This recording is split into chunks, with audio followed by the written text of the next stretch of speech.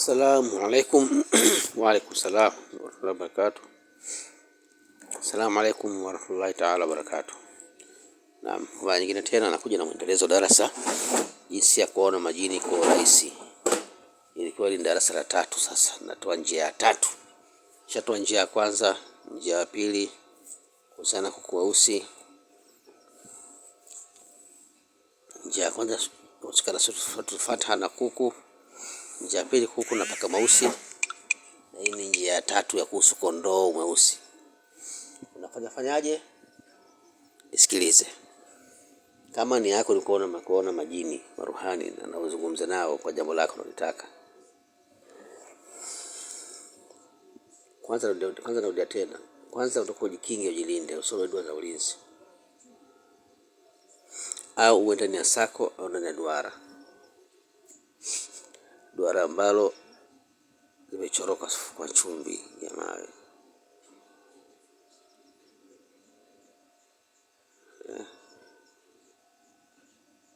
Duara ambalo limechorwa kwa chumvi, kisha utaingia ukae ndani yake.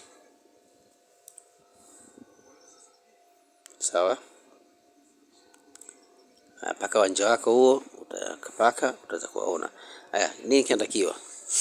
Takiwa hapo nitafuta Kalbi Taisil Aswedi.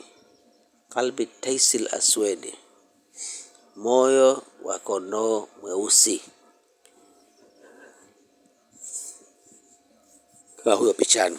Upate kondoo mweusi, utoe moyo wake. Ule moyo utaandika majina ya Zuhura, Asmau Zuhura, majina ya Zuhura ambayo Zuhura aliyatumia kupaa kwenda mbinguni. Ambapo alipewa alobuni wale malaika wawili Haruta Maruta, wakampa ya majina akapaa kwenda mbinguni. Mwenyezi Mungu akamgeuza kuwa nyota ya Zuhura hii inayowaka alfajiri na jioni upande wa mashariki. Kawakibu Zuhura, nyota ya Zuhura ile. Sasa majina yale aliyotumia yale ndio majina yanaandikwa hapa, yako 7. Naandika hapa kwenye moyo kondoo, kisha ule moyo unauchoma ama unaunguza kimtindo fulani.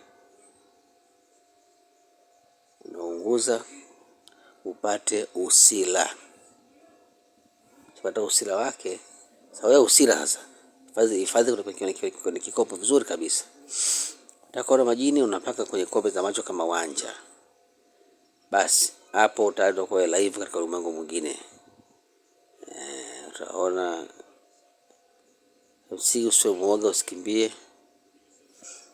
Na huwa umedhamiria kuona na sio kujaribu, sio kusema kama ufanye ile ujaribu. Tia nia ya kuwaona. Kwa hiyo utafuata taratibu zote na utafanya kama nilivyokuelekeza. Basi ukishaona unazungumza nao, waambie shida zako, haja zako, utaongea nao kama ambavyo unaongea na wewe hivi.